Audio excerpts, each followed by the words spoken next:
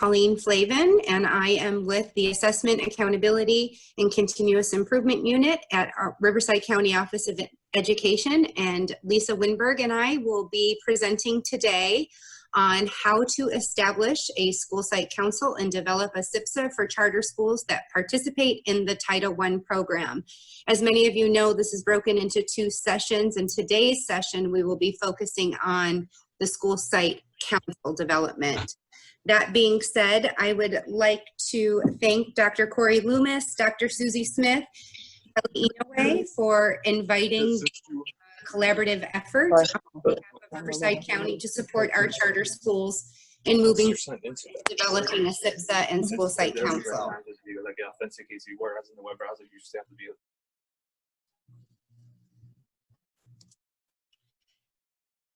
We do have a nice group in the room today, and before we get started, just establish some norms. Please make sure you mute your mic if you're not speaking. Use the chat feature to communicate. We will be sure we have a whole team on to moderate the chat and help respond to your needs throughout today's webinar. Please use your name and your school an LEA as a starting point in the chat, and if you are signed in with a name other than your own. And we appreciate awesome meeting etiquette. Excuse me, imagine that we're not virtual. So today we are exploring why we're here before we get started. As many of you know, prior to COVID, the LCAP was used as a way for charters and single school districts to demonstrate how they are using their LCFF funds as well as their federal funds. However, moving forward, COVID happened and we had to make adjustments to our planning and adjustments to the LCAP. The governing board is no longer required for the 2021 school year as a result of SB 98 to create an LCAP or an annual update. Therefore, we have to make adjustments to our planning, and the learning continuity and attendance plan is how we will be moving forward. And it does address our funding stability for schools, and it provides information to our stakeholders of how students' learning will continue to be addressed in light of the COVID-19 crisis during the 2021 school year. However, as a result of SB 98, adjustments had to be made related to how we are going to account for and plan for our federal funding. Therefore, charter schools and single school districts are now required to complete a SIPSA that's consistent with Ed Code and form a school site council in order to spend their federal funds.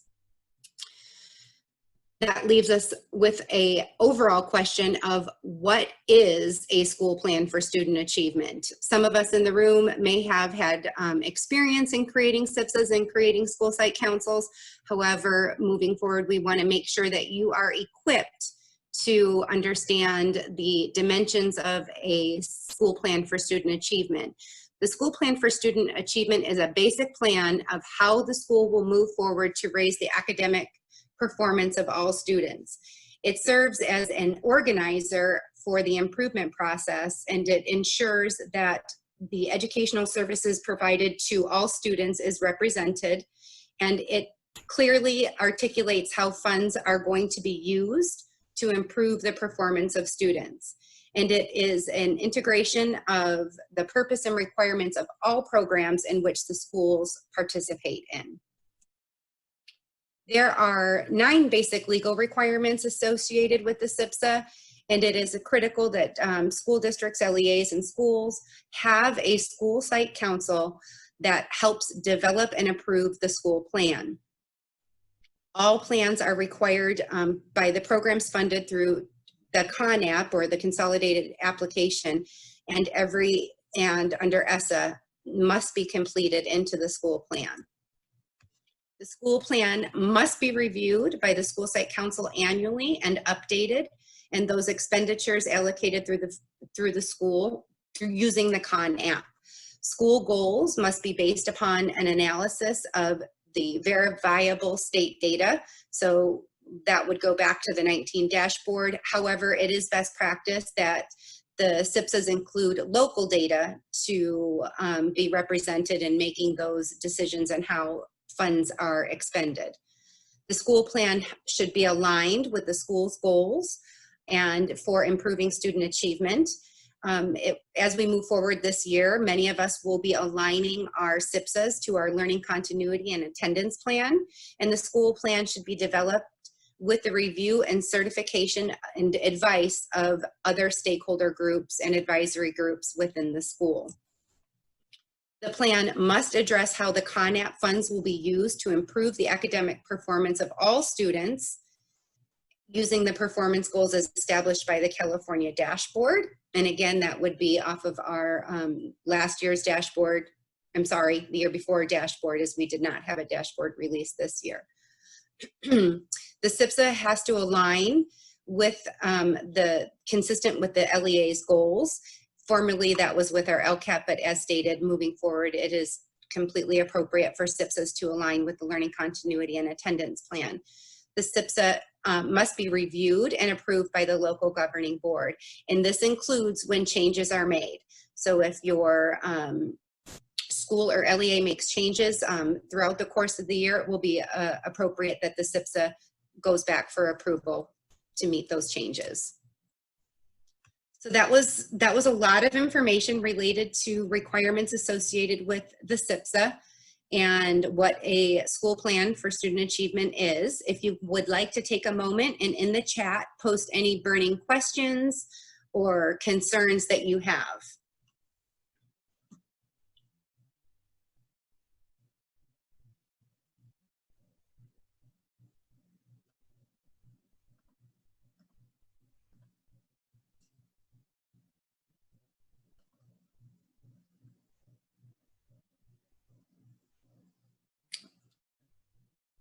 Well, that's great. No questions so far. That's exciting. I will go ahead and move forward for the 2021. It is our understanding that we will be moving forward back to the LCAP for the 21-22 school year. Yes. So thanks, Lisa. As I shared, today's session will focus on how to establish a school site council, and session 2, which will be next Monday, will focus on developing the SIPSA.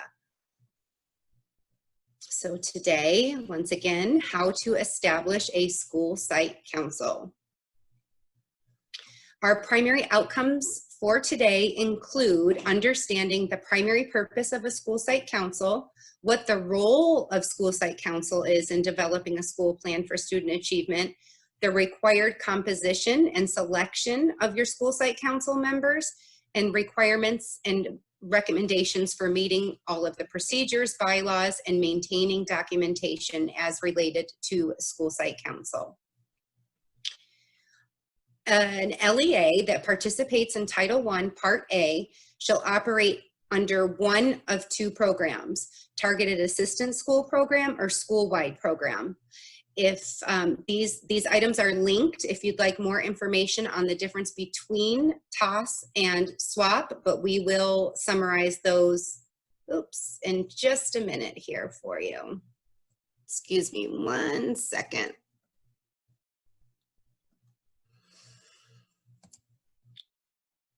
A school-wide program, as a school may operate under a SWAP if the LEA is participating in Title I program, and for the initial year of a school-wide program, the school serves an attendance area which is not less than 40% of students coming from low-income families. Not less than 40% of the children enrolled are from low-income families, and that comes from ESSA. If a school is below 40% of the data points above, they can operate as a SWAP if a waiver is given from the state. TOS means that for LEAs or schools operating with the Targeted Assistance School-Wide Program, this includes students who are not older than 21 who are entitled to a free appropriate public education through grade 12, and students who are not yet at grade level, which the LEA provides a free public education to. Of the eligible population, the LEA will determine the eligible students using the following criteria. They will identify students who are failing or who are most at risk to meet the challenging standards, and identify a plan to support those students using the targeted assistance program. There's some implications in planning and expending funds in SWAP versus TOS. The purpose of a school-wide program, or SWAP, is to improve the academic achievement throughout the entire school, particularly the lowest achieving students demonstrating proficiency.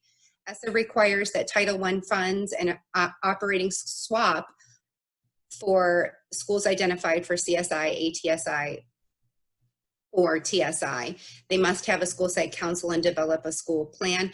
Without an annually approved SIPSA, schools do not have the authority to spend Title I funds unless they meet the planning requirements through the single school district exception, which this year would not be available as they are unable to complete an LCAP. The purpose of a targeted assistance program is to allow the LEA or the school to provide services to eligible students identified as having the greatest need. Schools that are not operating as a TOS do not have to, or schools that operate as a TOS do not have to establish a school site council or develop a SIPSA. The specific requirements for operating as a targeted assistance school can be found at that link. And during a federal monitoring process or a FPM review, a school operating as a TOS would have to provide a narrative of how the TOS program uses its methods and strategies to provide services to those identified students.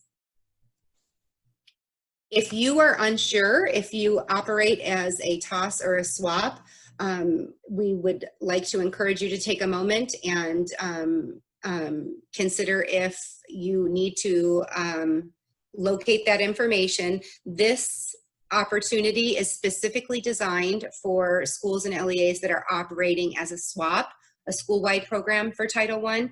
Those programs must be in attendance so that they are equipped to write their SIPSAs and create school site councils. Therefore, we'd like to give you an opportunity to reflect in a breakout room. We'd like you to introduce yourselves and discuss your familiarity with the school site council and SIPSA process, and explain to one another the difference between a school-wide program, or SWAP, and targeted assistance program, TOS. We are now going to transition to how to establish a school site council. The primary purpose of a school site council is that a school that's operating a categorical program, a federal program that is funded through the CONAP, must establish a school site council. And the school site council is your decision-making authority of how the school will use its federal funding that is generated by your student population. The school site council must annually review and update the school plan, otherwise known as the SIPSA, and it identifies the proposed expenditures for those funds. The school site council is designed to support student achievement following the continuous improvement cycle and monitoring and evaluation of the SIPSA. At the elementary level, the school site council is compromised in a fashion that is parity, follows parity. Parity means that half of the membership within the school site council can be school staff, and half of the membership must come from parents and community. Classroom teachers make up the majority in this group, and half of the members must be parents or community members. It is important that the school staff membership is represented not just by majority teachers, but there are other staff members that are present but that are not teaching staff. One of the key components of the school site council composition is that the school site council members are selected by their peers. The secondary school site council composition, again, must have parity. Half of the members include the principal, classroom teachers, and other school personnel. And classroom teachers, again, make up the majority of this group. And then half of the membership are parents, community members, and students. And again, as stated, the composition, each group represented is selected by their peers. If you are at a small school, a school population of fewer than 300 pupils, your school site council can follow the school site council composition, which again will have parity. But as you can see, your membership can be as small as 6 members. And you would have the principal, 1 teacher, 1 other staff member, and then some combination of parent, community members, and students. And if the local governing board or body of the LEA has obtained approval from its local bargaining unit, if that's applicable. Many of us may not have the confines of following a bargaining unit. And as always, the school site council members must be selected by their peers. The selection of school site council members has specific requirements that we must follow by law. Again, as stated, the members must be chosen by their peers. No seat can be reserved for a specific group or individual.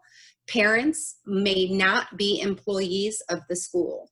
So if your parent membership is also a teacher or a staff member, they should serve in that role as a teacher or other staff member, not as a parent or community member. Some additional guidance to consider is that the selection process should be in the form of a ballot or open meeting vote. Individuals typically self-nominate, and a separate election should be held for student school site council members. Some additional considerations to consider moving forward is that utilizing bylaws is extremely helpful in establishing your selection process, how you will fill unexpected vacancies, and the length of the terms. We are hopeful that as we transition back to the LCAP, you could then turn that back over to your LCAP advisory teams. So your terms may be just including the 2021 school year. For continuity, schools may elect non-voting alternate members who may be seated if voting members in the event of a vacancy. You can see here that we have linked CDE's template for bylaws so that you have an easy to access bylaw guide to help. Lisa will be going over the bylaws with you later, but in greater detail. However, we wanted to let you know that that template was there for your use. When we are discussing how and what the role is of teachers and school personnel, we define teachers as those who provide direct instruction and are full-time employees of the school. Other school personnel are employed at the school, but they may not be teachers. They might be persons who work directly with students on a regular basis and have administrative roles, pupil service roles. They may be classified employees. They could be clerical staff, instructional aides, a teacher who does not have a attendance roster, such as a special education teacher who provides small group instruction. Nominations and ballots for teachers and other school personnel may take place in the form of a virtual or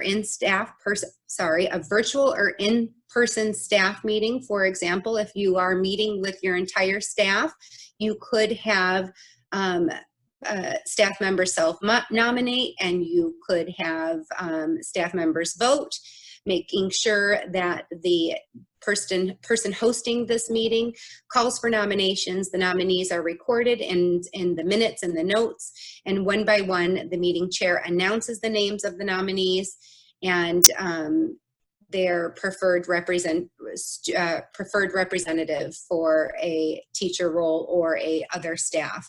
This can be done in a Google form. It can be done with a hand raise. You can use this features in Zoom or a Zoom poll, and it's critical that you document the votes and the tallies in the meeting minutes and notes. Nominations and ballots for teachers and other school personnel can also be done in a paper or digital nomination form, in which if a school Zoom meeting or a school virtual meeting is not possible, the nomination forms and ballots must be available to the entire school group. For example, teachers need to be voting for teachers and other personnel needs to be voting for other personnel. We have samples of these ballots and nomination forms below. You may convert these forms into a digital format if that is helpful. For parents and community members, a parent is defined as all parents of students enrolled in the school. Parents employed at the school may not serve in that parent role, but they may serve in a staff role.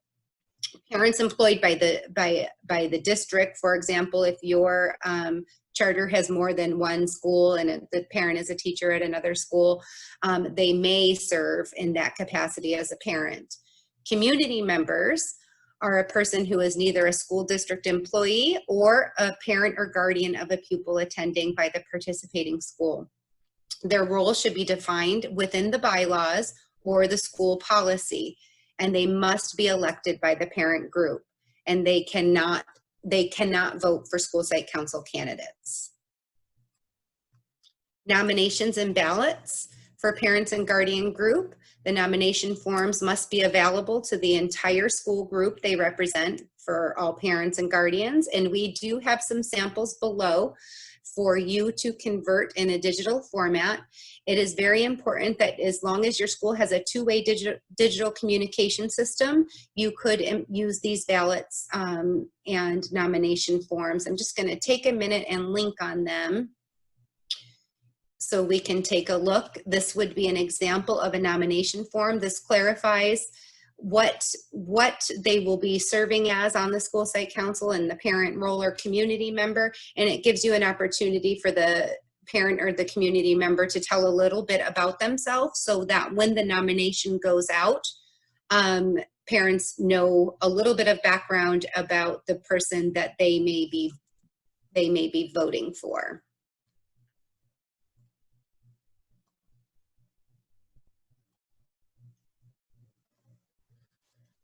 And the ballot form.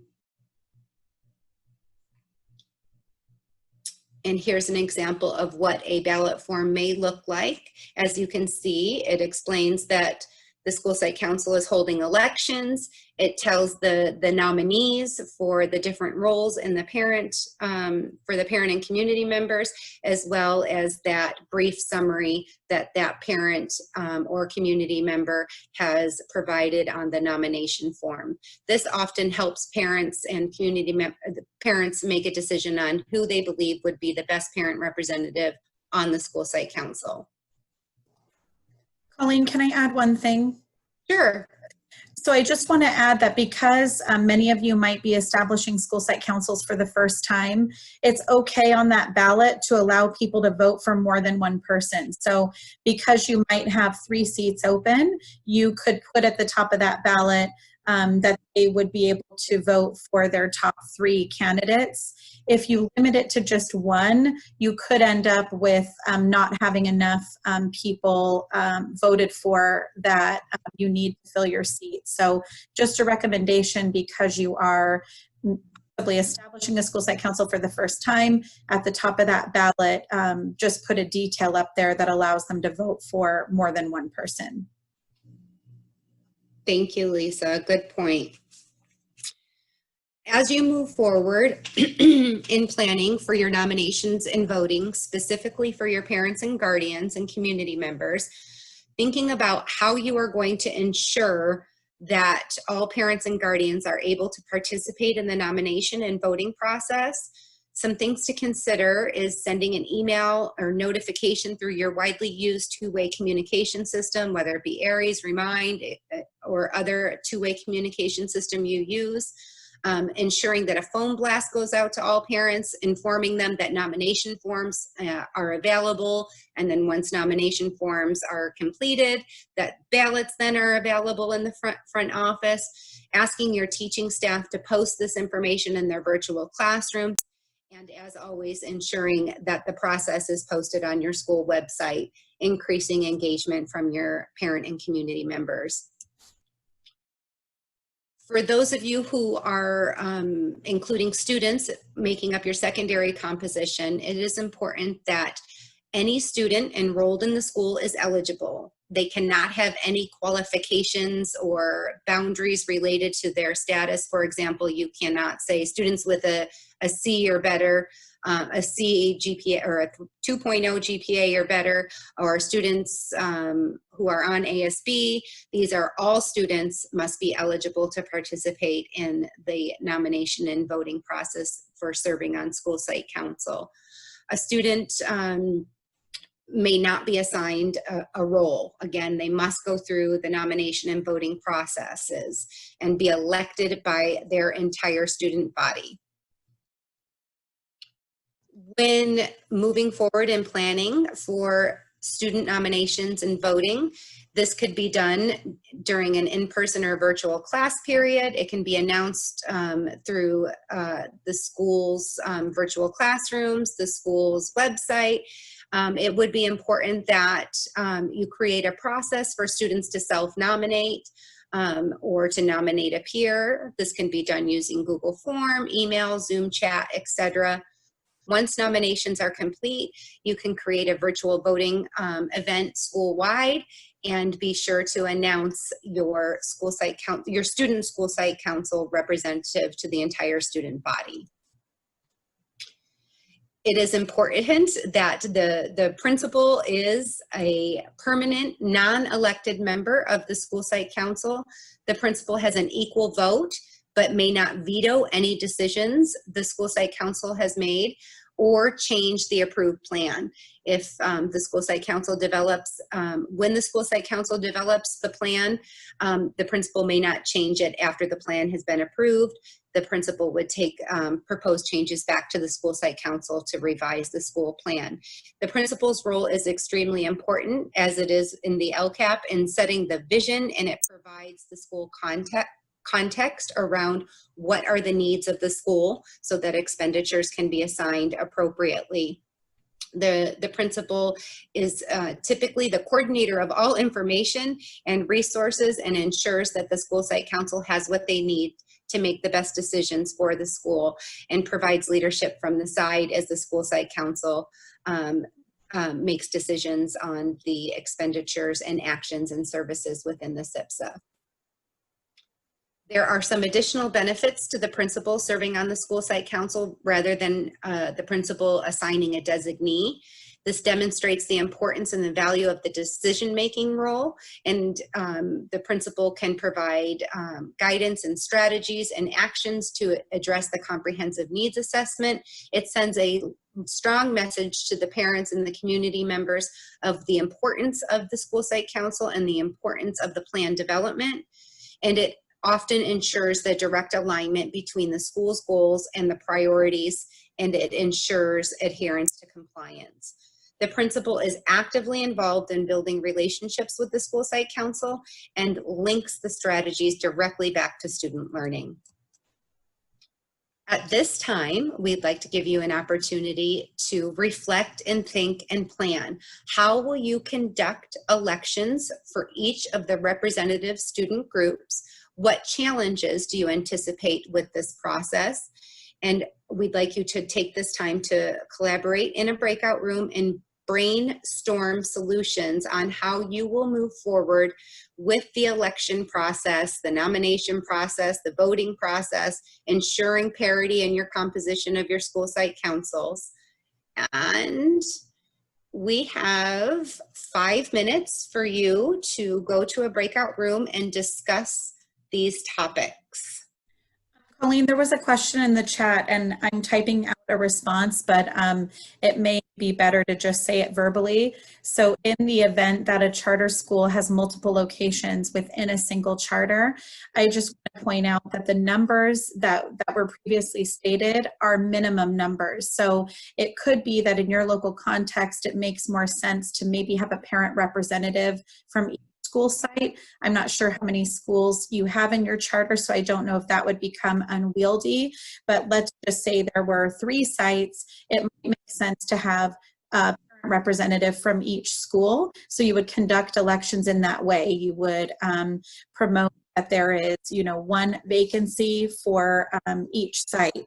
If the number of schools, again, is just too many where you would have this extremely large school site council, you would just have to put those nominations out to equally to all of the parents that students that attend your schools, and just whoever comes out with the highest number of votes are the parents that end up making it onto the school site council. So it just really depends, but I do want to ensure that if you do grow the council to be more than what was in our slides, that is perfectly fine. You just always have to ensure that you have parity on both sides of your council. So let's just say it made sense to have 6 parent representatives on the right side, then you would need to have 6 people on the left side for the school and other personnel. You might have to increase the number of people that you have to recruit on that side. So each side just always has to have parity. If you have 7 parents, you're going to need to have 6 other school personnel and teachers plus the principal, so that it's 7 and 7. Kim, does With the majority being teachers. With the majority being teachers, yes. Can I just ask a clarifying question, just because we already established our school site council this past year. So we have 7 campuses. I'm the principal of one of the campuses, and because I had previous traditional schooling experience, we did not have one. So I went ahead and said, hey, we need to have a school site council.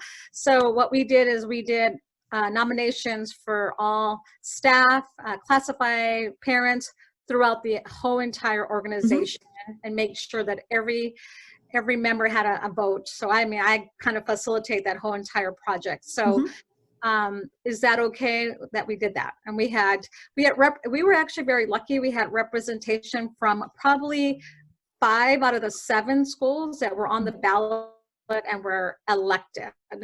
Oh, so great. That's how we. That's great.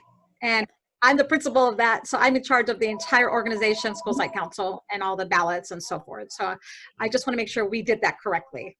Yeah, I would say absolutely. So that really becomes a local decision. If you're able to reach out and ensure that everybody has an opportunity to nominate themselves or to participate in this council, every staff member, every teacher, every parent, it sounds like you did that. So I would say the process that you went through was very appropriate.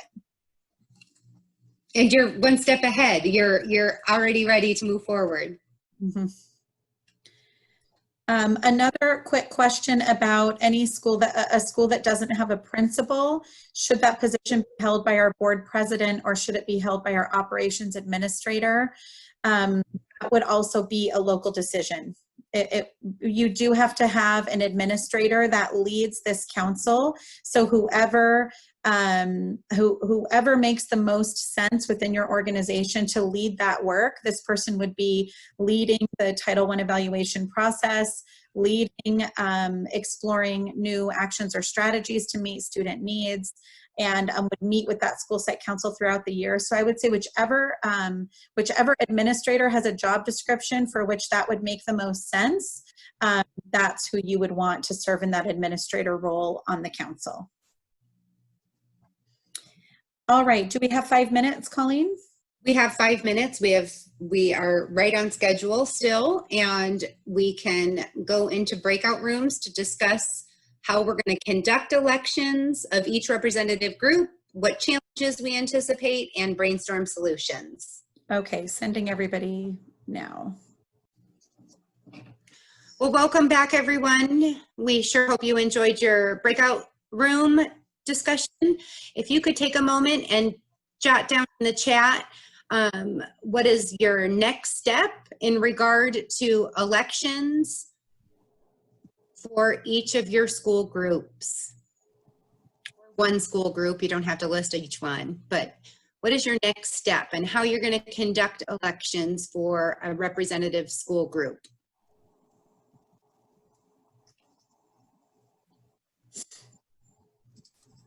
You can also unmute if there's anything that you'd like to share. Oh yeah, we're a small group. We can. I'm now just looking at our participant group. I didn't see it before while I was talking.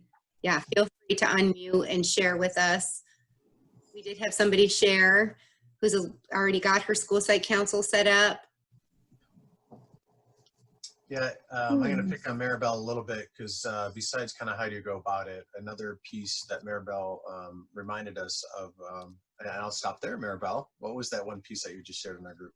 Okay, yeah, so what I was telling my little group that I come from a traditional school. I just started at the charter school this past year, so I was volunteered to do the school site council. So I already had experience, but one of the things that will come up when you start a new school site council is that you have to make sure that your members are on a 2-year and 1-year membership for the first time, so that you don't have all of your members off the council and then re-elect every 2 years the entire council. So I was sharing with the group that we had to establish that 3 seats were going to be for 2 years and then 2 seats were going to be for a 1-year term, so that this year now we have to elect the 1-year term members. So make sure that it's balanced so that you don't have all your members off at the same time.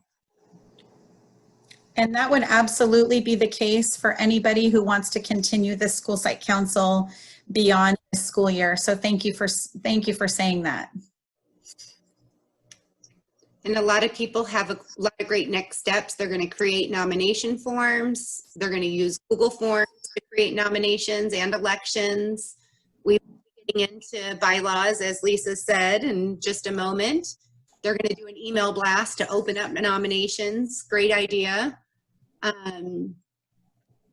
There's a concern about getting parents and stakeholders involved. That definitely is a challenge during non-traditional school attendance. Feet on the ground, boots on the ground. It is a challenge. They're going to use staff or data meetings to introduce the teacher and staff position. That's a great idea. Okay, now we are going to get down and dirty with procedures, bylaws, and documentation. I'm going to turn it over to Lisa to take us into the nitty-gritty of school site council. And Marilyn, I see that you have a question about bylaws also.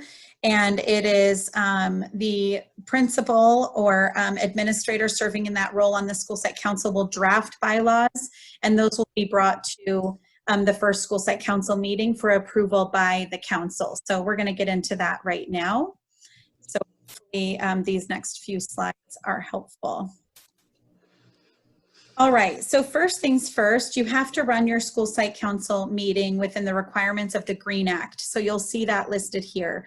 Your school site council meetings must be open to the public. So when you establish what the date and time of your first meeting is going to be, that's not going to be something you just share with the members of your council. That would be something you need to advertise school-wide. And now, knowing that all of this is going to be done virtually, it actually does present an opportunity to maybe have more people attend than you would in the past if you were holding them in person. Have a quick funny anecdote about that. When I was a principal, nobody ever came that wasn't part of my council, but we always advertised, we always put it out to everybody, but the only people that ever attended, in all honesty, were the people that were part of the council. We had a parent walk into the library one day and I just automatically assumed that she was lost. And so went over to try to see if I could guide her, and she was actually there to attend our school site council meeting. And I had never been so excited. So it was the first person who wasn't part of our school site council that came to just listen in. So it is rare in my own experience to have anybody that's not part of my council attend the meeting. But regardless, we always have to put out that notice to everybody. So they have to be open to the public. The public may address the council, so you'll see when we show you an agenda here in a little bit, you'll see that there's somewhere on your agenda that you always want to hold for public comments. The meeting notice must be posted 72 hours in advance. So posted is really taking on a different meeting in our virtual universe that we're living in right now. So this could mean an online communication, you're sending an email, you're sending a phone blast. It could still be posted if you have parents coming to your school in some format. You still might want to put that flyer in the front window. That's kind of the old school way of doing things. We would put the flyer in the window 72 hours in advance. But now we just want to make sure that we're giving people ample opportunity to tune into this meeting if they desire. The notice is going to have the date, the time, and the place. Council action limited by the posted agenda. What that means is you can't talk about topics that are not on the agenda. So when the public is addressing the council, they should be addressing the council based on the topics that are on the agenda. So you don't want this to become a meeting about everything other than what's on your agenda. All comments need to be limited to what's on that agenda. If somebody has a question or something like that, it doesn't have to be on there, but it also, like I just mentioned, you don't want to go down a completely different road than what your purpose is there. So that's something, if it's something you could quickly address, you could do that and move on, or it's something that you can let get the parents' name and phone number and get back to them at a later date. And violations require the item to be reconsidered at the next meeting after public input. So we have to follow the Green Act. So now bylaws. This was a couple of questions in the chat have come up about bylaws. Although they are not required, they are very, very important for a well-functioning committee. You'll see in a minute when we get into them all of the things that you're able to really define as far as how long is somebody's position valid here on the school site council. What do we do if members aren't showing up to the school site council? At what point do we get to elect a new person in their position? So bylaws really can help you address problems before they become problems, because you already have a procedure in place to address it, and they should be reviewed regularly. Again, in my experience, this is generally on an annual basis. So let's take a moment to review a sample template for school site council bylaws. This is a template that is put out by the California Department of Education. But what Colleen and I did is we went through and we added some things to this bylaws template, knowing that many of you probably are thinking that you're not going to have a school site council beyond this school year. So we added some things in here just to really help set the stage for this really unique circumstance that you're all in for this school year, knowing that you're probably going to shift back to your LCAP advisory committee as you move forward to the 21-22 school year. So we added some things in here. Anything in yellow would be where you are updating. We added these first 3 paragraphs that you see just to outline why we're here. So if you remember that timeline, the why we're here timeline that Colleen showed you at the beginning, that's really what we've captured here. That normally a single school district and a charter can use their LCAP to serve in place of their school plan for student achievement. But currently right now, we just have a unique condition that is requiring for the 2021 school year for a charter school to set up a school site council. So we just wanted to set the stage for the current condition, but feel free to delete those if you're thinking, no, we kind of like this idea. We like formalizing our committee maybe a little more than it has been in the past, and we want to continue with the school site council. By all means, that would be great as well. So again, anywhere you see yellow is a place where you would want to go in and have to edit or insert your school name.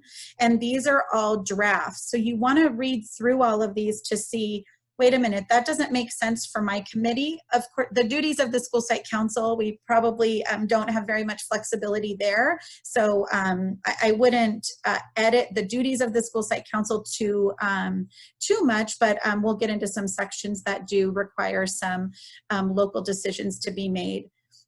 When we get here to the members, this would be the first place. So depending on the type of composition based on the 3 options that Colleen presented earlier, the elementary, the secondary, or the small school, if you are a school with less than 150 students, that's where you would fill these in right here. So if you're an elementary or a secondary, most likely this would say 10. If you're a small school, this would say 6. And then you're going to detail out how many of each of these roles you would have. You can see here, we don't even have students here, whoopsie. If you're a secondary council, you might want to add students as an option right there. If you're elementary, this would serve you perfectly the way that it's written. So from here, and I forget who just made the comment about ensuring that the first year that your council is in place, that you set half of the members to have a 1-year term, where another half of your members have a 2-year term. And the reason for that is so that you always have people with experience on your school site council, and you can see that detailed out right here. So we set it automatically to say that everybody would have a 1-year term, but if it will exist beyond the 1 year, consider adding language such as what was proposed 10 or so minutes ago, saying half or the nearest approximation thereof of each representative group shall be elected during odd years and the remaining number elected during even years. So that you'll have to customize to your context. Voting rights is pretty much set in stone, but you can review that and see if it makes sense for you. Termination of membership, this is a good rule to follow. So if somebody is just totally acting out of not adhering to their responsibilities, or for whatever reason there is, you could vote people off of the committee, transfer of membership, vacancies. Then we get down to officers. The officers are really important. You really should have a chairperson, a vice chairperson, and a secretary. Occasionally you'll see a parliamentarian referred to on a school site council. I personally don't think that's necessary, where these 3 roles, you really can't function without them. You need your chairperson to preside at all of the meetings, but that vice chairperson is just in case the chairperson is not available. You have somebody that could sit in their place and oversee how the meeting runs. The secretary's role might just be the very, very most important and vital role on this council. Their job is to keep minutes of all the regular meetings of the school site council. So they are, it's not a transcription per se, but I almost like to think of it as that, because if you do receive a federal program monitoring review, that's where the state comes in and just reviews your entire federal program. They're going to want to be able to pick up the minutes of a meeting and know what happened there. They want to see that parent voice was captured. They want to see that the principal asked for advice and input on the various agenda items. So again, it's not a transcription. I don't want to stress you out in that way, but you need as much detail captured in those minutes by agenda item as possible. So if Mrs. Smith said, I don't really think this program is working, you really need to be sure Mrs. Smith's voice is captured in those minutes. So the secretary also does keep a roster of who is on the committee. It looks like I missed a highlight right here. I'm so sorry. So you would have to edit that there. I was just trying to make all of those points stand out, and it looks like I missed a little bit. And then there's just a little bit more about removal of officers, vacancies, etc. There is this whole piece on committees and subcommittees. So read through that and see if you think that that would apply. 5 is really important. This is when your meetings are going to happen. I just made this up based on our current context. I said the second week of the following months, maybe September, October, February, April, and June. This might be too many. We're going to talk to you in a minute about maybe three meetings for sure will need to be held. 4 would be nice. 5, I think, is probably extreme, especially for those of you that are transitioning to your LCAP input committee process. You're most likely not going to be using your school site council by June because you will be using your LCAP committee for that. So again, edit this to make sense for you, but Colleen and I, in the current context, we thought September, October, and February were pretty vital months. And if the second week of September seems way too soon, absolutely go ahead and edit that for, again, whatever makes sense for you. Here's the notice of meetings. We talked about that a little bit already. How many days in advance of the meeting are you going to be, is too many to notify people, but some of this could go. This again is just the template from CDE. Quorum is really important. So you have to have a majority of members present at the school site council meeting in order for the meeting to proceed. So you have to establish quorum at the beginning of the meeting before moving forward. If you don't have quorum, you cannot hold the meeting. It could be informational, but you're not going to be able to take action on anything. And you will have to hold that meeting again when you have enough members present. So that's it. I don't want to try to make it seem like this is really simple. I know there's a lot to that, but I hope that we have simplified it enough to make it easy for you to access that template and then run with it. I don't know if I should pause if there's anything in the chat that we want to address. One of the things that has come up is, do they have to establish a council before they use Title I funds, or do we have a certain number of meetings before we use the funds? And okay. Oh, go ahead. That's a great question. So you have to have the council and you have to have an approved plan before you use the funds. So that plan is really the key component to being able to spend your Title I money. However, we know that that might not be everybody's reality right now. And we know that reviewers are aware of that as well, because some people had to continue with payroll, as an example. We have some people that we pay with Title I money that wouldn't have received a paycheck on July 1st had we not just continued using our Title I money. So really right now, there is a little bit of a sense of urgency to get your school site council established and to get this SIPSA developed. So our idea is that you're going to be gathering that input at your September meeting so that you can have bring the final draft of the SIPSA to your council for approval in October. So it really is having that plan in place that unlocks your ability to spend your Title I money. Knowing right now that things are a little different than usual, you just want to be sure you get that plan in place as soon as possible, knowing that you might already be spending some of that Title I money without having gone through this process. I hope that answers that. The other topic that was brought up is in regard to small school compositions. What are the pros and cons of maintaining a school site council beyond the current school year? As opposed to returning to the LCAP advisory group? So there are less limitations, I would say, with the LCAP advisory group in that all of the things we've talked about with the mandated agenda items, the mandated composition of the council, et cetera. So your LCAP advisory group, it's a little more, there's a lot more flexibility, I would say. While you do still have to have all of your stakeholders represented, you're not bound by the technicalities of the school site council.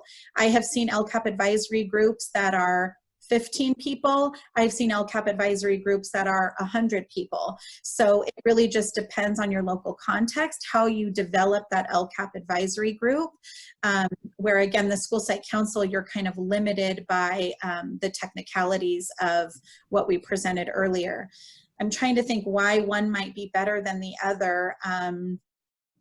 You probably don't have bylaws for your LCAP advisory group, and bylaws, when there is maybe some dissent or some problems arise, it's nice because you can go to your bylaws and say, our bylaws state XYZ, and it can help you maybe address some problems that might come up, where an LCAP advisory group, again, is because it's more flexible, you don't have things like bylaws that are binding you or defining how to proceed in the event of an issue that might arise. So I don't know if anybody else has another benefit that they're thinking of, because I know there's a charter school on who has that school site council always. Would there be a reason why you choose to do that versus relying on an LCAP advisory committee?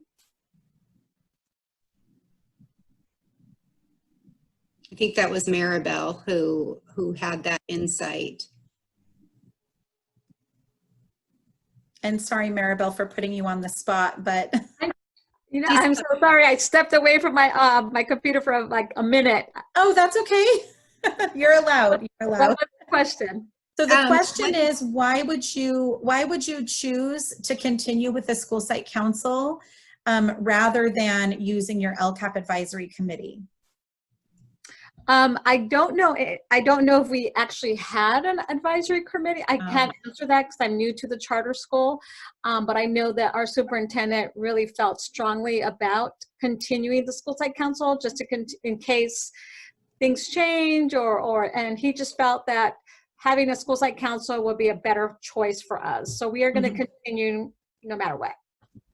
Another thing just came to mind also, that within the context of, you could use each committee to plan for different funds. So that would be another maybe way to think about it. Maybe you have both. Maybe you have an LCAP advisory committee that is planning for your supplemental concentration grant funding, and maybe you maintain your school site council to evaluate and decide how your Title I money is spent. That would be maybe one other option I could think of. Yeah, that would be great. Yeah, we definitely do get a lot of Title I, so I think he felt strongly to keep the school site council for that purpose. Yeah.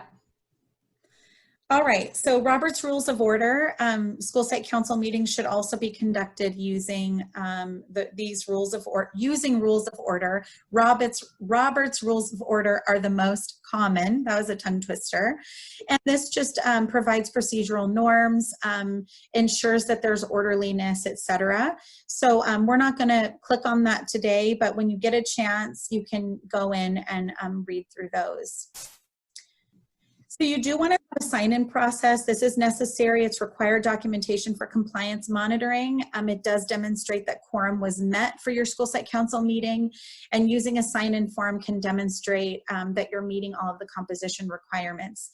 Sign-in forms are different in our new world. So in the past, it's literally what it sounds like. As people came in, they would sign on a piece of paper. You would take a copy of that and you would maintain that in a digital folder as part of your evidence of your school site council. Now we're all meeting virtually. So if you're using Zoom as your platform to hold meetings, Colleen and I added a few slides in to show you a great way to capture sign-in for your Zoom meetings. So we're going to show you that in a minute, but you may need to get creative. It could be that there's a Google Doc that when everybody gets on the call or the webinar, that everybody clicks on a Google Doc and goes in and types their name on it. It could be that you are capturing a screenshot of the participant list while you're in the meeting. So we have to get creative now, and reviewers are aware of that, and they are accepting these alternative forms of sign-in sheets during this virtual time.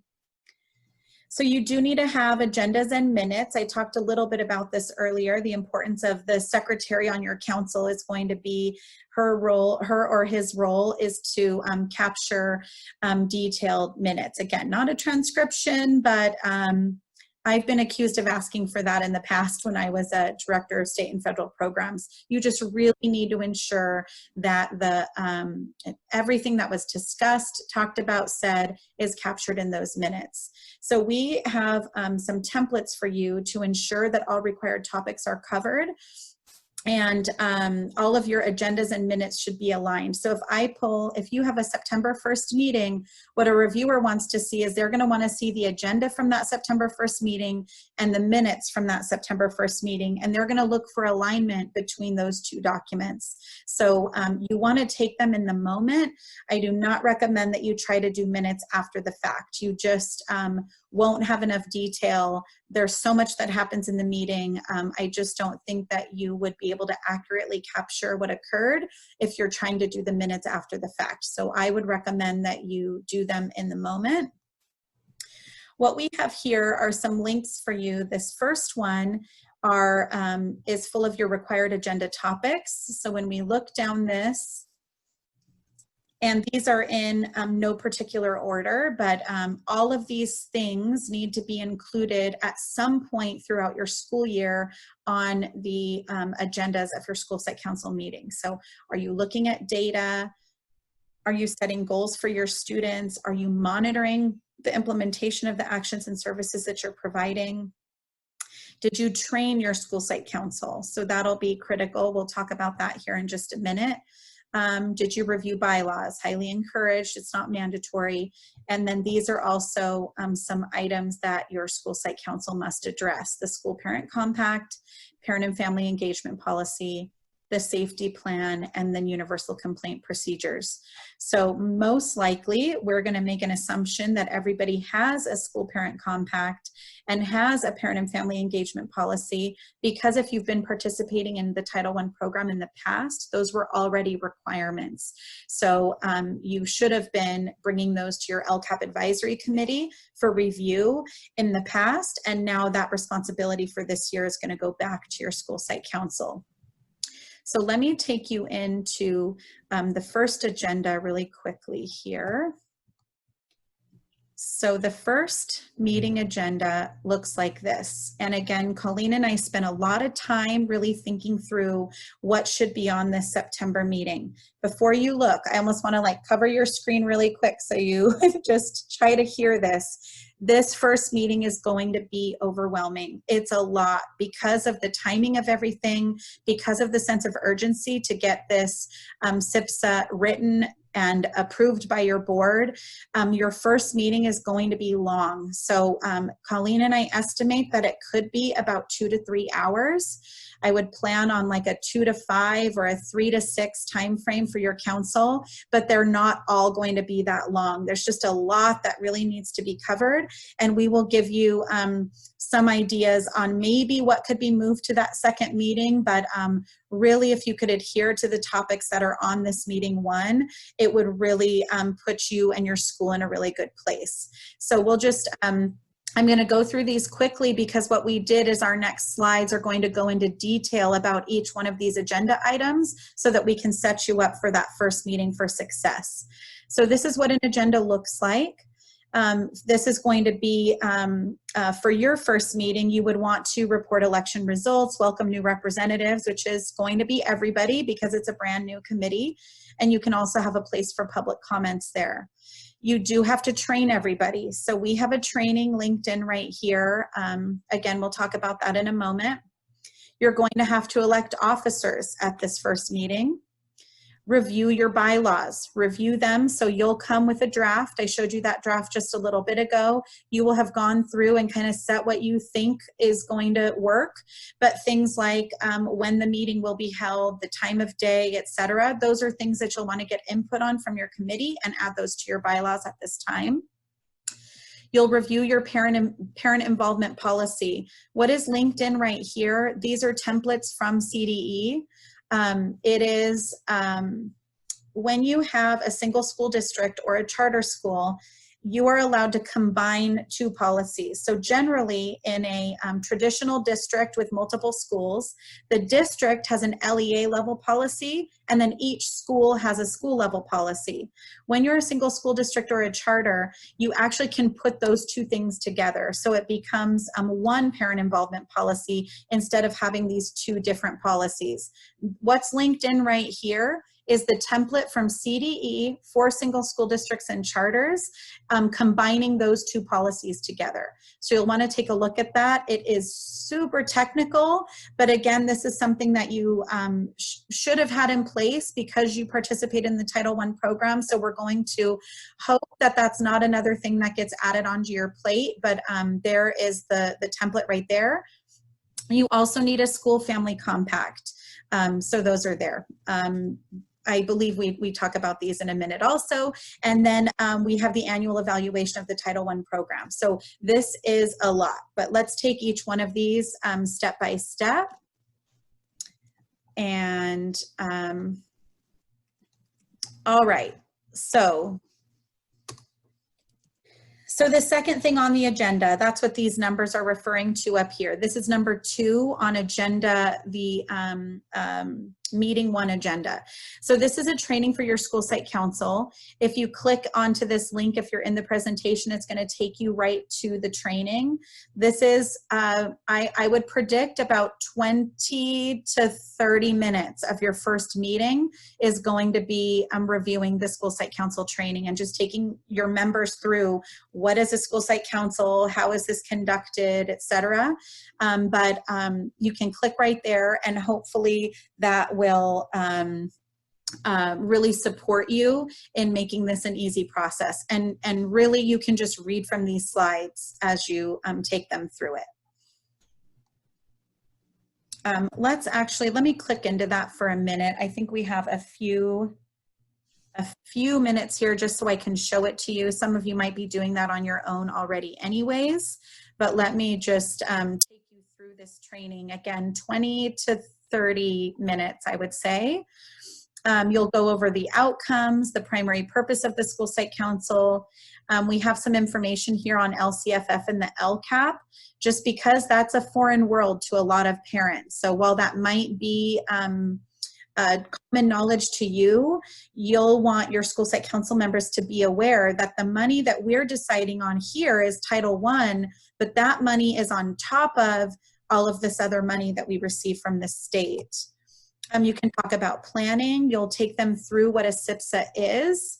So you'll go through each of these, talking about the consolidated application, that it's required for school-wide programs, that you as a council are going to have to do a needs assessment, monitor those actions, and evaluate whether or not those actions and strategies are having an impact on students. Another little review of goals. How do you set goals in the SIPSA? This is from the SIPSA template on CDE, which we're going to be reviewing with you next Monday, but this is where all of your evidence-based strategies, actions, or services are documented. Really talking to the committee about what evidence-based means. So often a parent's understanding of what we can do, or a non-educator, I should say, because we have many parents that are educators, but a non-educator's view of maybe what we should do to combat low achievement might not be evidence-based. It might not be founded in research. And so we really want our entire committee to understand that these actions that we employ must be evidence-based. They'll go over the proposed expenditures. You'll talk to them about how the SIPSA is developed. You'll go over the basics of a school site council, which you can delete, which are the slide that doesn't pertain to your committee here. You'll go through each of those components, and this could be quick because they're already sitting there, they're already on the council, but they might not know how each role was selected. So this will take them through those requirements and all about that. And then you can talk about the bylaws, the Green Act, the other things that I've been I'm talking to you about on the last few slides, agendas, minutes, etc. There is a section at the end about CSI and ATSI in the SIPSA, so go ahead. If you are not eligible for either of these types of support, you can delete this, this section. if you so desire. I think it's important for you as the administrator to be aware. So maybe you just skip them in the presentation, but if these are not familiar to you, those would be important for you to know, because if we are not monitoring, we could become eligible for one of these in the future. So there's the training. That was agenda item number 2. Let's go to the next item on the agenda.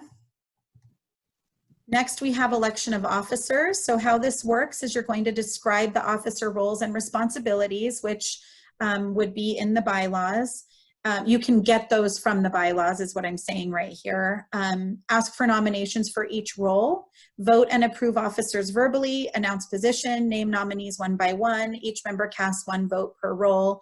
And for this, again, if you're in Zoom, you can use the hand raise function.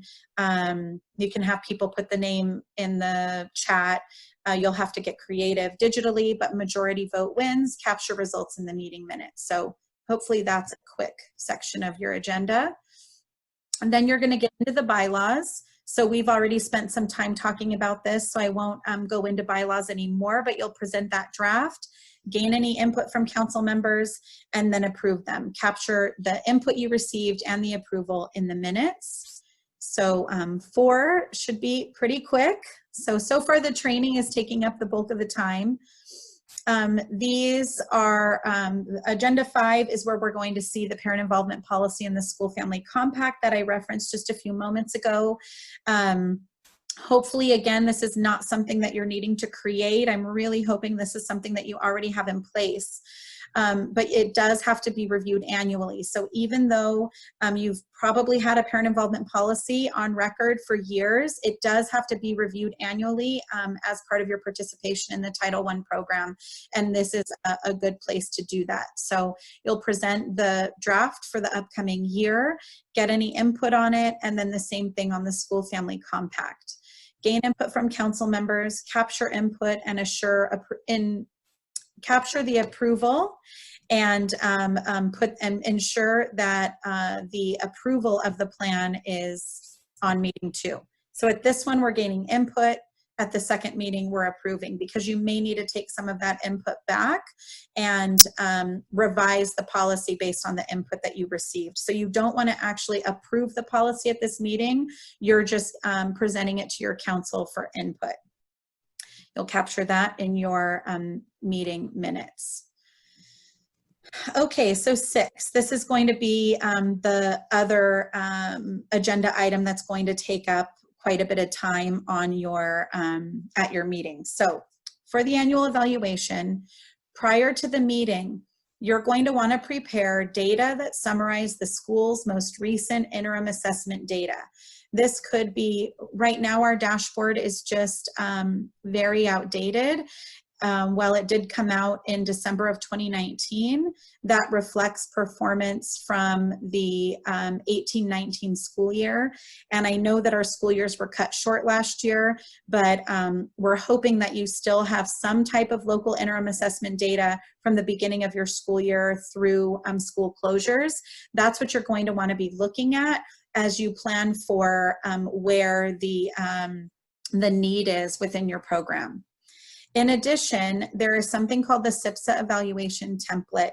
This is not a mandatory document, but you do have to be evaluating everything that's in your SIPSA. So while it's not mandatory to use this template, it is mandatory to conduct an evaluation. So we believe that this template really just does sends a clear message to everybody that we are monitoring everything that we're paying for with Title I money. Let me click into this now. We'll spend a little bit of time just going through what would be contained here. Our recommendation is that prior to the school site council meeting, you complete goals 1, 2, 3, and 4. For those of you who don't have an existing SIPSA, you could, the goal might not be coming from the SIPSA. The goal might be coming from your LCAP. So while this says SIPSA right here, it might be coming from your LCAP.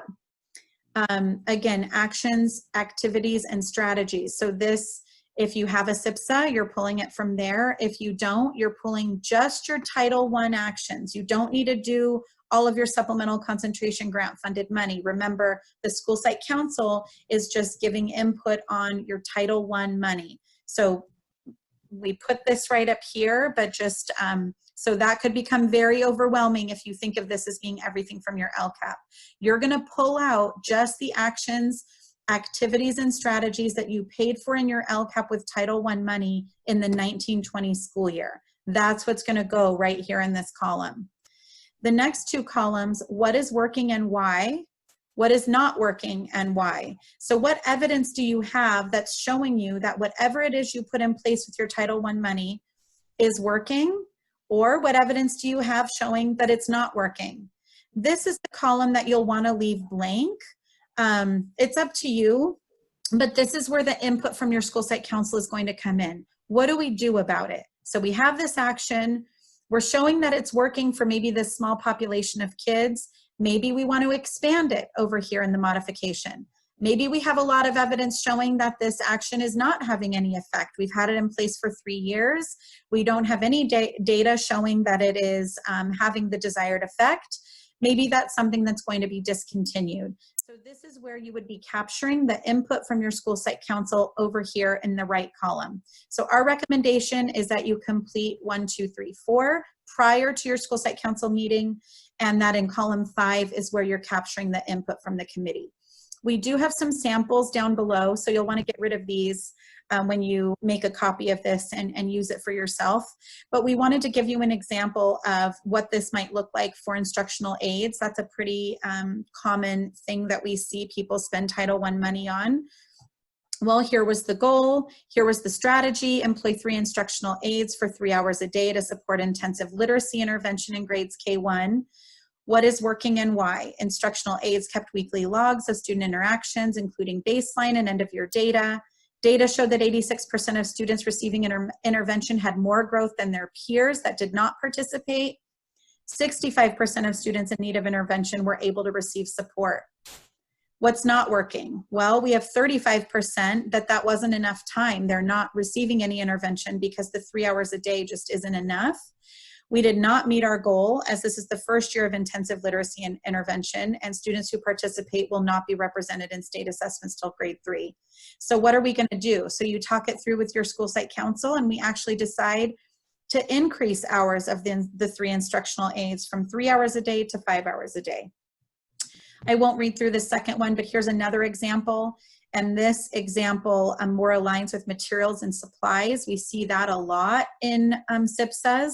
And this is one that sometimes it's really hard to measure the impact of materials and supplies because it's really the program that those materials and supplies are supporting.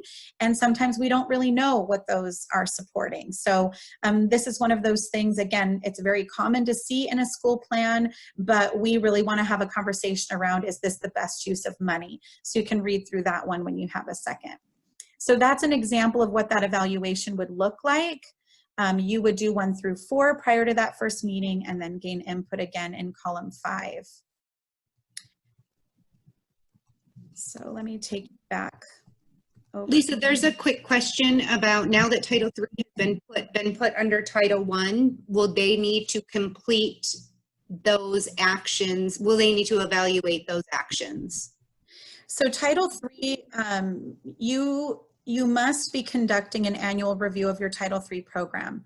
Currently, what they're asking you for as evidence of that planning is your federal addendum.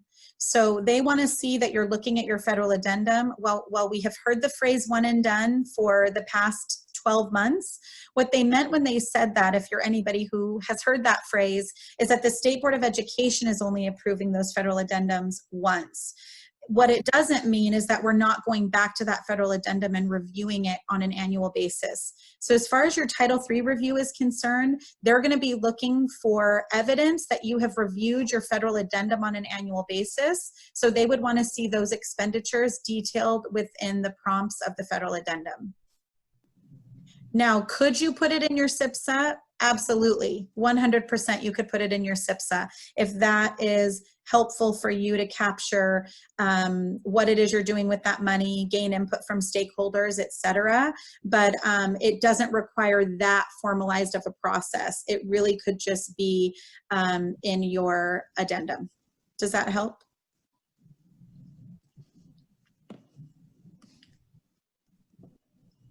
All right, I am going to keep going here. So they can still Right. use ELAC to review for Title III. Yes, absolutely. Yes. Yes, your ELAC should be giving input on your Title III program. That's where the minutes of your ELAC meeting come into play. So not only would they want to see it captured in your federal addendum, they're going to want to see evidence that you have done that review, which is generally done through minutes from your ELAC meetings. Good question. All right, so those were the hot topics on your Agenda 1 meeting. We didn't go into details on Agendas 2 or 3, and then 4, again, could be your LCAP Advisory Committee. But I think that we'll touch on those a little bit at at the meeting next Monday. So we just want to go through just some things for you to think about for planning a virtual school site council meeting. Because it's different times right now and we still want to ensure equity. That's really should be the theme here. We don't want to exclude any parents from participating in this process that desire to participate, be that by nominating themselves and becoming a member, or just by sitting in and participating and listening to the meeting, because again, they're public meetings. So guidance for planning, our suggestion is that you email the agenda and the virtual meeting link to all families and staff at least 72 hours prior. Ensure that it is clear in the email how to call into the meeting just in case their video is not accessible. That's why we really like Zoom, because Zoom has both of those features tied in. Somebody can call in from a phone and participate equally to the person who is logging in from their computer. The tricky part there is they wouldn't have access to the video, so you just need to be thoughtful of that. Is there something we're presenting that that they wouldn't be able to see? Should there be an attachment maybe to the email if you're going to be going over anything? Maybe those things could be attached to the email if you think there is a high likelihood that people don't have access to video. It's different if you call in as a choice versus calling in being your only means of access. Those are different. So just know your school community. So consider making personal phone calls to school site council members just to ensure quorum is met. It would be such a bummer to do all this planning for your first meeting and not be able to hold it because you don't have enough of your members present. Ensure in your communication that school site council public comments are related to agenda items. Within the email, consider offering an alternate forum for parents to share concerns related to items not on the agenda. We know distance learning is a hot topic right now. We don't want your school site council to become a meeting all about distance learning. Consider translating the email into required languages and having interpretation at the virtual meeting. Then you can ask participants at the beginning if they require interpretation and interpret concurrently if necessary. This can be done in 2 ways. And I'm sorry that I keep going back to Zoom, but it is my comfort zone and what I know the best. But there is a feature in Zoom where you're able to assign an interpreter and parents can actually listen on an alternate audio channel while viewing the same feed as everybody else. So they're on an audio channel with an interpreter who can hear what's happening in the in English, and they're just translating, interpreting concurrently while the meeting is going. Another option is, but it makes for a very long meeting, is to, say a little bit in English, then have it interpreted in Spanish. But that makes, again, for a very lengthy meeting. But you know your school context and whether or not that would be necessary. In lieu of a sign-in sheet, we kind of talked about that already. And then just rely on your district or your charter team to consider other factors within your local context that should be addressed. This was just a little how-to that Colleen and I put together to show you kind of a fun way if you forget because this meeting's going to be maybe a little bit stressful. And if you forget to capture the participant list or forget to get it in some other way, there is a way to go in and get a report of your Zoom. So I don't know if everybody was aware of this, but this was new to me just a few months ago. This is normally in the top right corner of your computer screen when you're in Zoom. And this is on the you're logged in on the internet. You're not using the app from your computer to do this. So I should clarify that. But you click on your face. After that, this opens up on the left, and you would click down there where it says reports. Once you click on reports, this box will open up, and you're able to click right here on usage. From there, a box shows up that shows you the date range. So you're going to want to find the date range of the meeting that you held, put in the date range, and what will happen is you'll get a list right here, as you see on my screen. You'll see it's much longer. I just didn't copy in the entire row, but you'll be able to see which meeting is which over on the left-hand side. And once you click on this number right here, the number of participants, what's going to pop up is an actual list. And it's really nice because it shows you how long was the person on, it shows that they were there, shows their name, their user email, and the amount of time that they were on the meeting with you, which is over here on the right. And that could become your sign-in sheet. So that's just a fun little way to go in.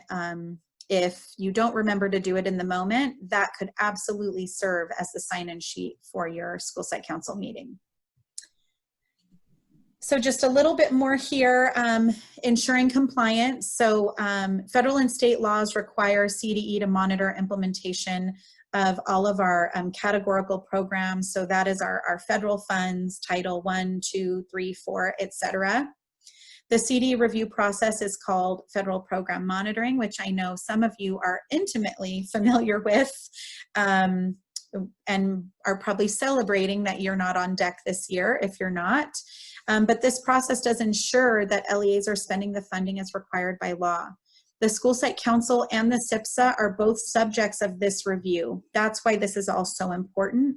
Validating the need for accurate record keeping and documentation of your School Site Council meetings and of your SIPSA process. So what can happen is if you haven't done all of this that we're talking with you about today, you could have to pay money back. And that is a position we never want anybody to be in. So if you don't go through these legal processes that we're describing and you receive a federal program monitoring review, they might say, you need to pay back your Title I money because you spent it without the authority to do so, because you didn't have a school site council, etc. So you may be under review. They could be online. They could be on site every 2 years. This year, everybody's under something called telemonitoring. So we're in a new world with FPM this year as well, where nobody is in either one of these online or on-site categories.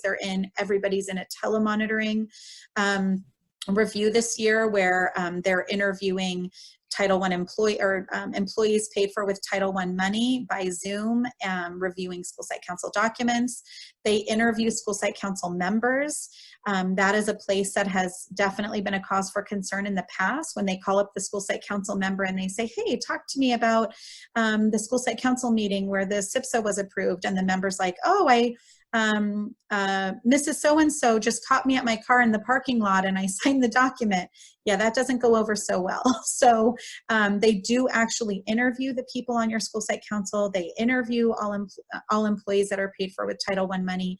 So it is serious and something that we want to be in compliance with.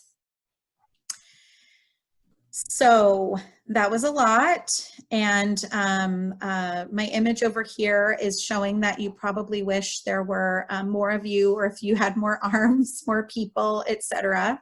But we wanted to give you some time in a breakout room to just talk about what strategies can you employ to manage all of the required components of establishing and running a school site council. Who can support you? Hopefully this isn't you on an island getting all of these things done that we just talked about. What questions do you have in preparation for meeting one? and what challenges do you anticipate with this process? So we'll go ahead and put these questions in the chat. Is there anything before we go? I'm going to open the chat right now. Oh, thanks, Colleen.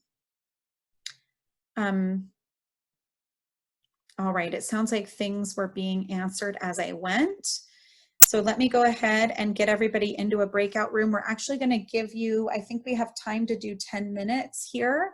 So I'm going to give you 10 minutes just because there might be more. We are in the main room too. So if there's a question you have, what you can do is ask for help within your breakout room, and I get that notification and I can pop over into your breakout room. So please use that. That's been very useful in the past. Just request help within your breakout room, and I can hop on in there and answer any questions that you might have. All right, let's see if all the rooms look pretty good. All right, 1 second here.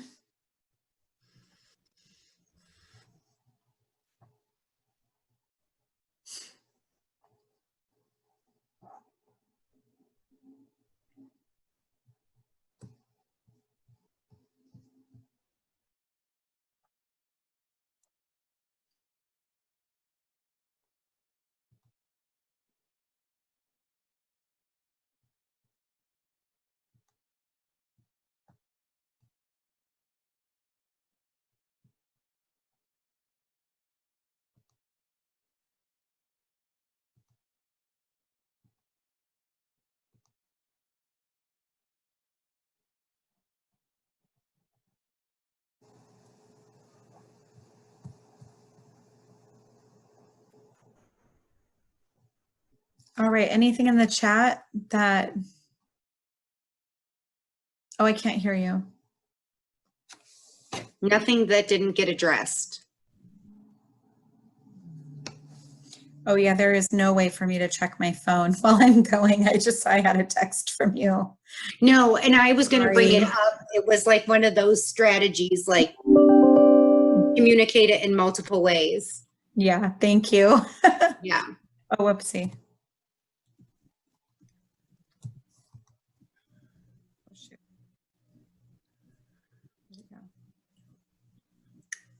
How was it?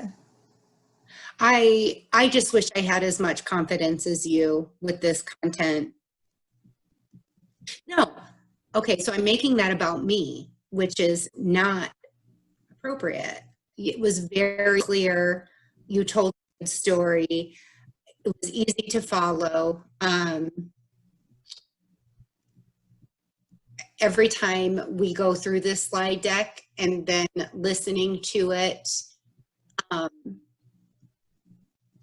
it's just overwhelming. Yeah, it's a lot. Oh my gosh, now my computer's getting scanned. Oh no. I just stopped it.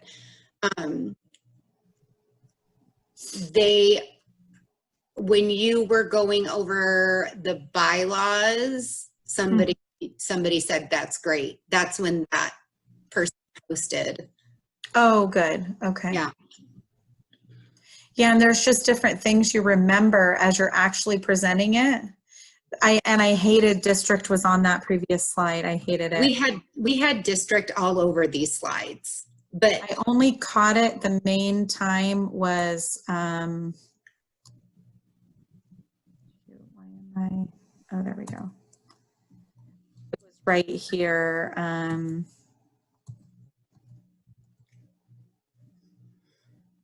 Right here. This is the one that I felt bad about. yeah.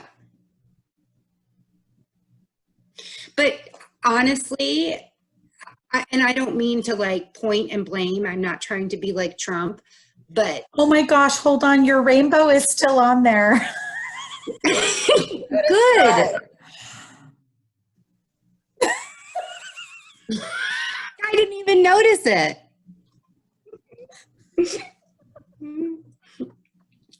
Oh my gosh, that is so funny. It's like Disney. We have hidden messages. Hidden Easter eggs.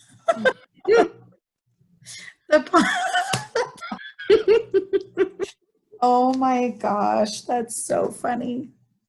The part that I thought was the most meaningful is when you were talking about ensuring compliance. It's like it tied everything all together. That slide made it all come together. I appreciated that question about the Title III, because Yes. they were given that flexibility to transfer money between the different titles, and that was just a good question. Yeah. Nobody's asking for help. If we have time to bring them back, I would just like to hear their, maybe ask them to take their mic to share verbally. Yeah. I just want to get a pulse of how they're doing. And I can't help but to wonder if people come because they didn't have the link until Sunday or Saturday or whatever, but I doubt it, because they come into work Monday morning and there's the email. No, I don't think so. I don't think so. I'm disappointed that it doesn't seem like all of the registries are present. No, Not that we couldn't. I thought that we had over 50. And Yeah. we're down right now, I think, to 18, and that includes Our team. Susie, yeah, Brian, Alicia, you, and I. So we're down to 12 people, I think. 5, 6, 7, 8, 9, 10, 11. Yeah, we're down to 12 people right now.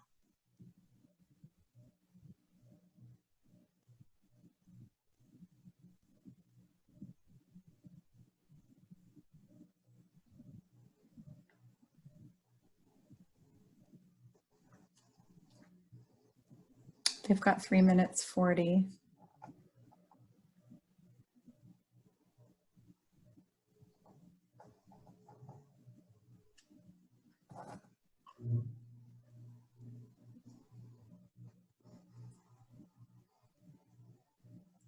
Why does everybody have masks? Emails now? Masks in their emails? Oh, I see why. It's part of ICOE's, I don't know.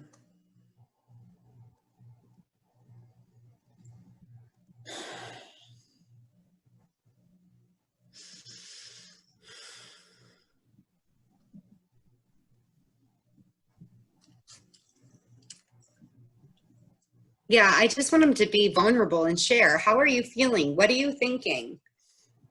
Yeah. What did you talk about?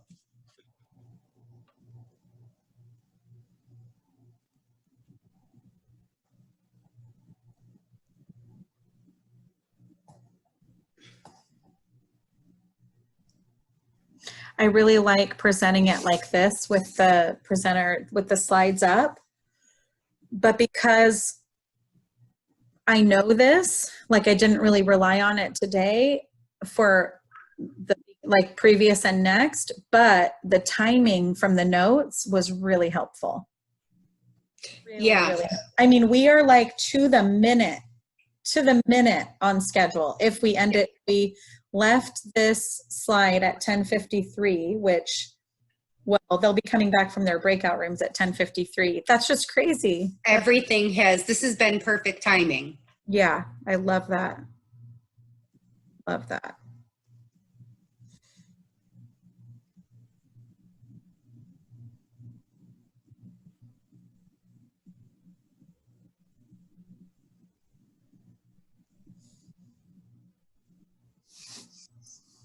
It's just sad how many people are getting the message. Yeah.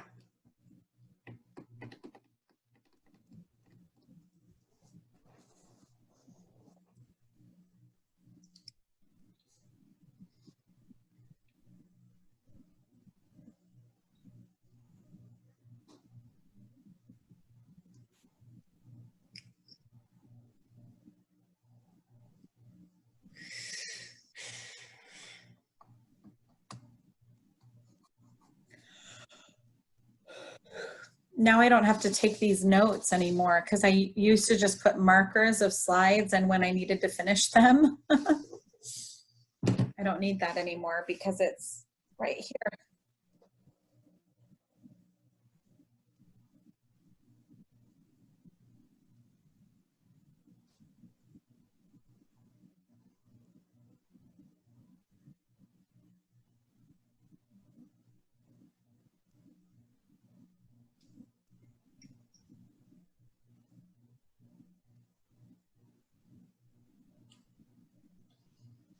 All right, breakout rooms ending in 10 seconds. Yep. And then they'll have a minute to get back.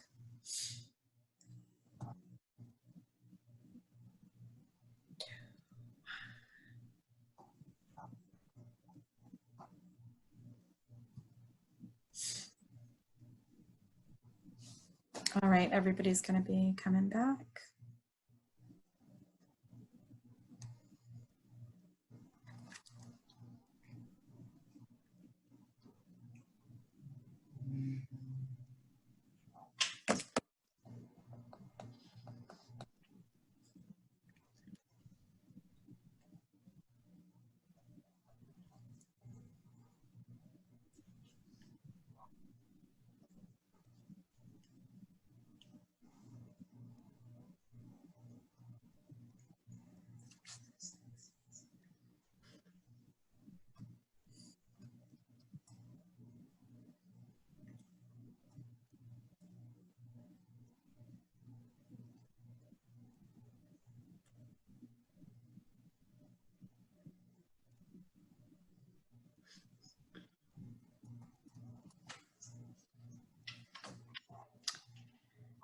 All right, it looks like everybody is slowly getting back into our main session here, but we really want to hear from you. So I know that we are at 5 minutes left for the training today, and we just have a couple slides left, kind of just telling you who we are and who to contact, but we would love to hear, were there any questions that you weren't able to answer on your own?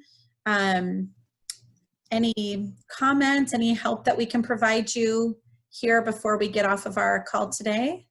Just feel free to unmute yourself.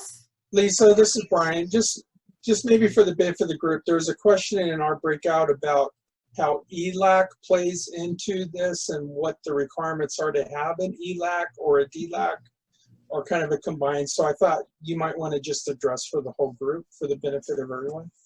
Yeah, so where your ELAC comes into play is they're going to do is provide input on your SIPSA for English learners. So just as you are keeping meeting minutes for your school site council meeting, you need to be keeping minutes at your ELAC meetings.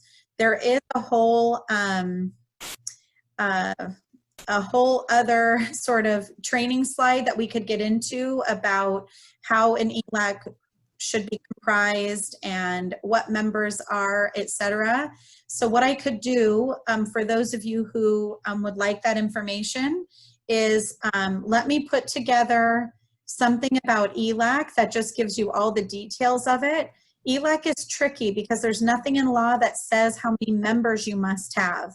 So that's the first thing to decide as a school is how many members do we want to have? Then the percentage of members on your ELAC committee that are parents of English learners have to reflect the percentage of English learners that are in your school. So there are these other little details and rules that need to be followed. So because the question is coming up, we'll put a slide, an informational slide together for next Monday, and we'll include it in Monday's presentation.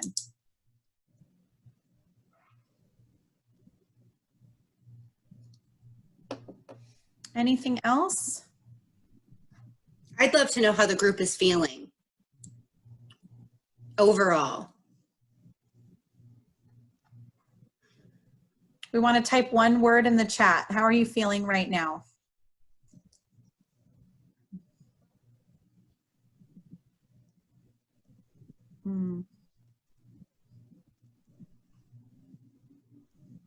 Yeah, overwhelmed. I was expecting that. Informed. I love that. Great.